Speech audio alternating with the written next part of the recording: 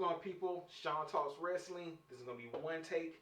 Why? Because it's after 12, going on 1. I got some people's asses to beat in Madden on Twitch. By the way, you should follow me on Twitch because, I don't know, why not? Why not? Why not? You like gaming? You like Supreme Large Cops, which I kind of skipped because something happened. But see, week 2, I'm going to be doing Supreme Live Cops. Anyway, Elimination Chamber. Good show. Good live event. And the ending, I knew the results of the ending, but I think the way they put it together, it didn't leave a bad taste in everybody's mouth. So, first match, Women's Elimination Chamber, won by Asuka. Let's go through the eliminations and all the women in the match. So, first elimination, Nikki Cross. Nikki Cross comes in. I think she was the 4th woman to come in. She, does her wild offense to all of the women.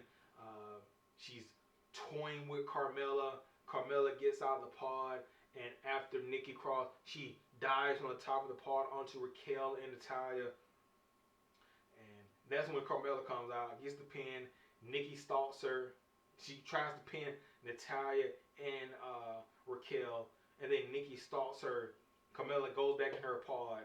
Raquel picks up Nikki, and right before she powerbombs Nikki through the cage, Carmella moves out and goes into another pod, but the damage is already done. Nikki takes a tremendous powerbomb from Raquel through the plexiglass, through the pod, and gets pinned 1, 2, 3.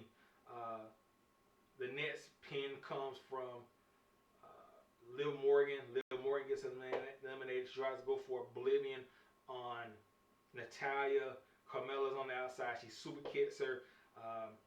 Liv falls back in the ring. Natalya puts her in the sharpshooter, and then Asuka comes in and puts her in another submission. So Liv Morgan just succumbs to the pain and doesn't tap out. She just goes out. And then Carmella sneaks in, super kicks Natalya, gets a quick pinfall, 1, 2, 3. Then the next elimination, Raquel, she gets eliminated by both Carmella and Asuka. Double super kicks, like super kicks back to back, which is, when I saw that, I was thinking to myself, okay, either they're gonna have Carmella win just to continue this whole annoying thing with her and Greg, or Asuka's just automatically gonna win because it's Asuka. She's their resident buzzsaw. She got a new cool look. Because there's no way, if you're Carmella, you're going to eliminate Raquel. Now, granted, Raquel, she's big and tall, but as you can see, we've seen in the previous things, she's not unbeatable. Asuka is just on a whole nother level compared to Carmella. I just found that kind of weird, but when I saw that, I was just like, okay, well, it's probably going to be leaning toward Asuka. Carmella versus Bianca. That's cool for a regular event, but not for WrestleMania. They probably have Asuka in there. So, sorry, it's late and the yawns are coming. Sorry about that. But Carmella tries to get a sneak attack, super kick on Asuka. Asuka kicks out. They're going back and forth on the pins. And eventually, you play the pin game. It's almost like playing stupid games and getting a stupid prize. You end up in a submission. And what did Carmella do? She kept playing the pin for pin game and ended up in a submission just out of nowhere. The rings of Asuka. Carmella taps. We're getting Bianca Belair taking on Asuka for the Raw title. It's late. Oh, sorry about that. So, Asuka wins. Am I surprised? I'm not surprised because, Asuka got a cool look now. She's more vicious, more erratic. I don't know where the other women are going to fall in line, but they'll probably have something. Next match, Bobby Lashley. And this was different. Bobby Lashley defeats Brock Lesnar via disqualification. And the crowd goes, I'm pissed. This was a hard-hitting match. Like, this was no frills. It was just two men, to quote Biggie, big meat slapping men rubbing together. Like, this was just lost from the start. Like, you got 2 spears from Lashley, like, within maybe 2 minutes. Brock Lesnar hits the F5, but in the end, Brock gets put in the hurt lock. He can't break out. Brock's like looking like, I have no idea what's going on. Have no idea what to do. And he just low blows Bobby Lashley in front of the referee. And he pits the referee, L5s him for disqualifying, picks up Lashley, L5, goes outside, L5s Lashley on tape, then the ref. This is not over. This is not over. Like, Bobby Lashley pretty much exposing Brock Lesnar. And when stuff like that happens, you know what it means. It's a WrestleMania match. Only one man can walk up. And then, I forgot. So, the SmackDown thing. Bray Wyatt asserted himself, whichever man walks out. Both of them really didn't walk out as a definitive winner. So, either they're going to throw Bray Wyatt at Brock or at Lashley, or it's going to be some kind of three-way.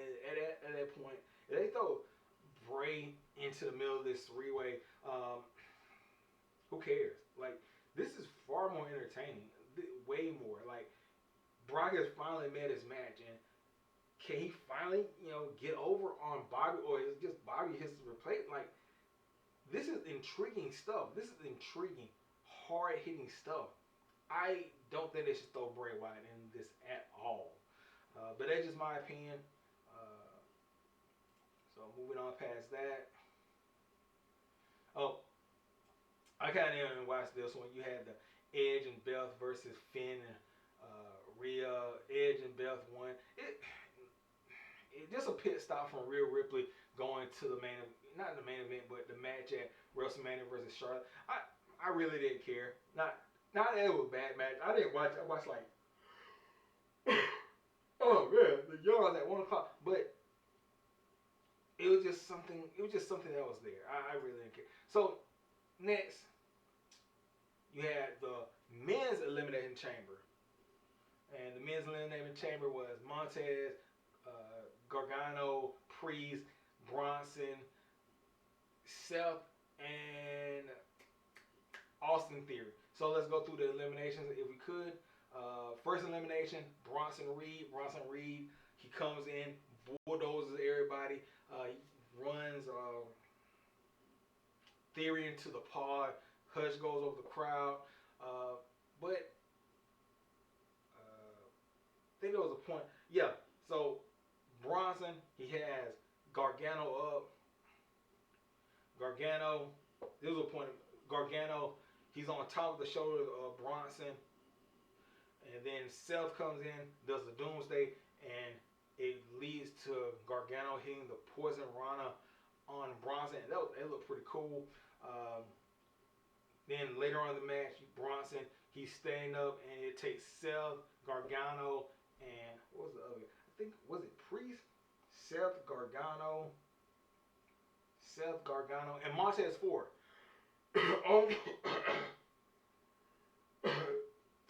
They all super kick him at one time. Gargano hits the final heartbeat. Then Seth hits the stump. And then Montez hits the splash. And all that takes out Bronson Reed, making him look like the monster that he is. Then the next elimination comes from Gargano. Gargano. Gargano gets eliminated. He gets hit with the Razor's Edge from Priest. He had a pretty good show. I'm trying to think of some of his. Besides that Poison Rana he hit on Bronson Reed. There was a point in the match where him and Seth had fought on top of a par together because they were fighting off like the other two guys or whatever on the side. Well, I think it was like he was fighting off Austin Theory and then or was it Priest? I think he was fighting off. He fought on one of the guys. Like I think Seth was fighting off Priest and Theory, and he was fighting off Ford. It was something like that. So they're fighting, and then all of a sudden they're like surveying the landscape, sitting on top of the pod. Seth chops him. They start fighting. Seth picks him up for the powerbomb off of the top of the cage. But Gargano does a hurricanrana off the top of the cage onto everybody. Like he hurricanrana Seth onto everybody from the top of the cage. But like I said, Gargano gets eliminated because Priest hits him with the razor's edge. Pins a 1, 2, 3. Next elimination, it was, I think it was Priest.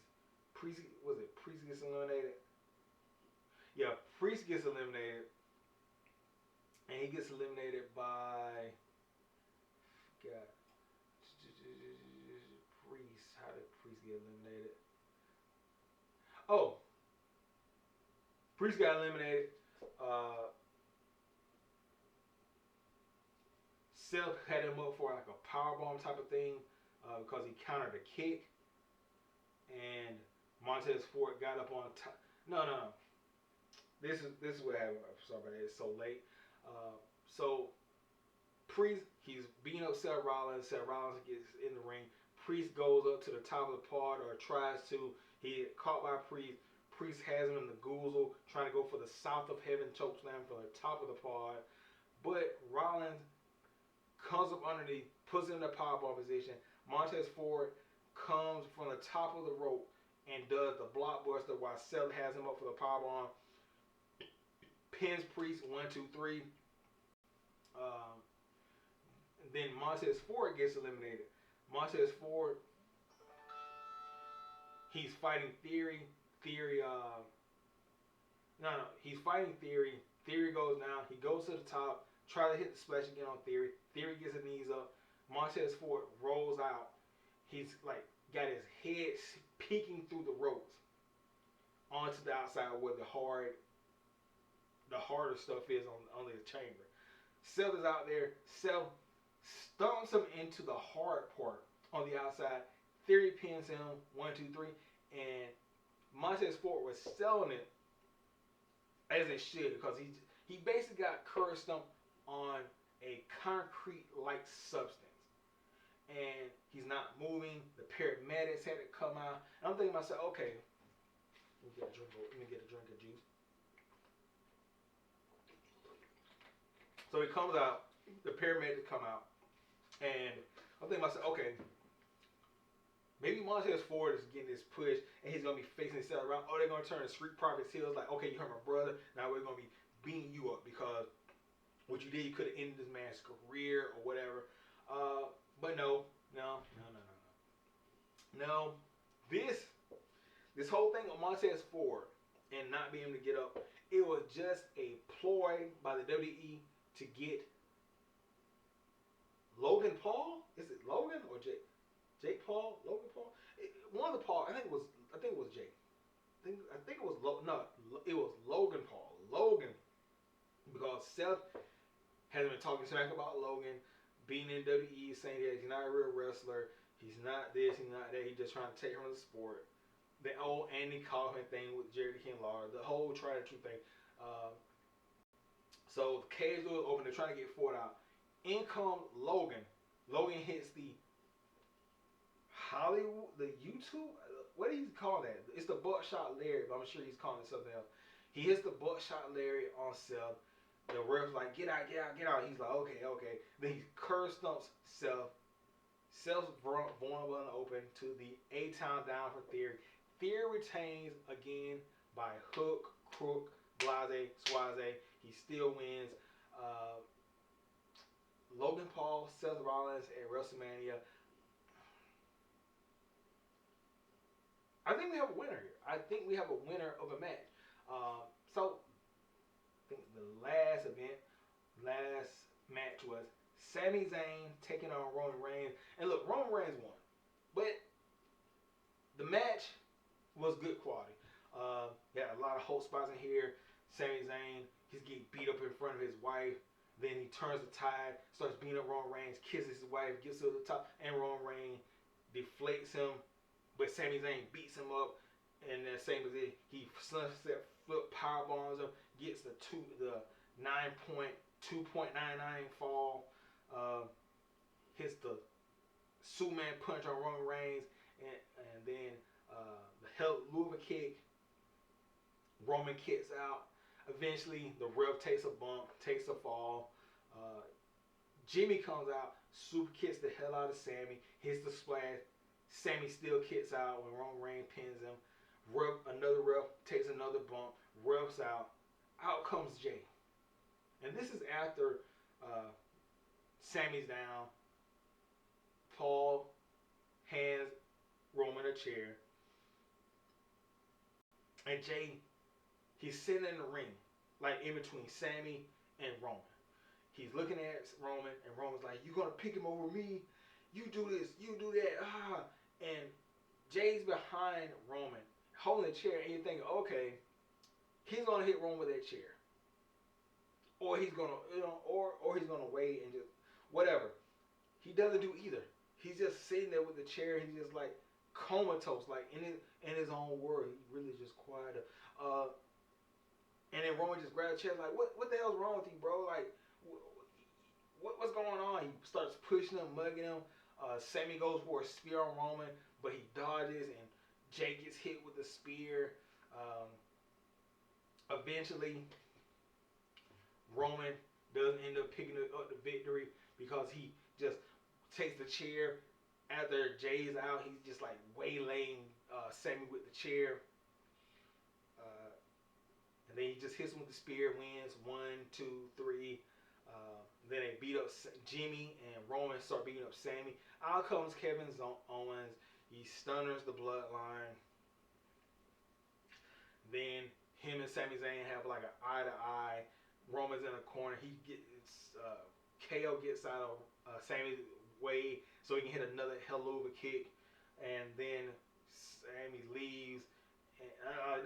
Kevin leaves, and they're still like eye contact. Like, well, they're still involved with each other. Why? They're gonna do it. They're gonna do it. They're going to do Uso versus.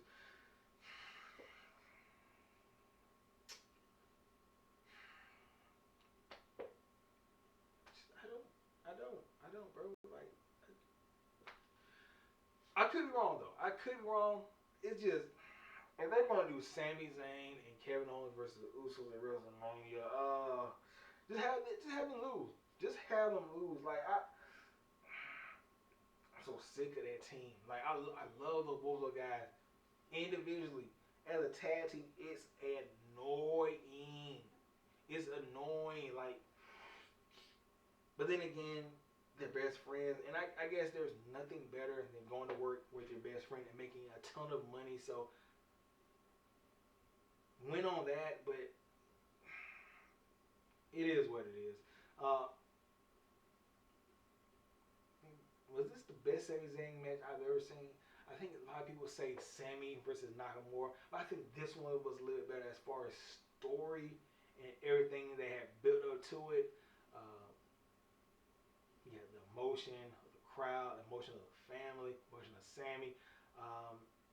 Yeah, overall great match. Yeah, the interference kind of felt overboard, but I expected in these Roman Reigns matches at the end.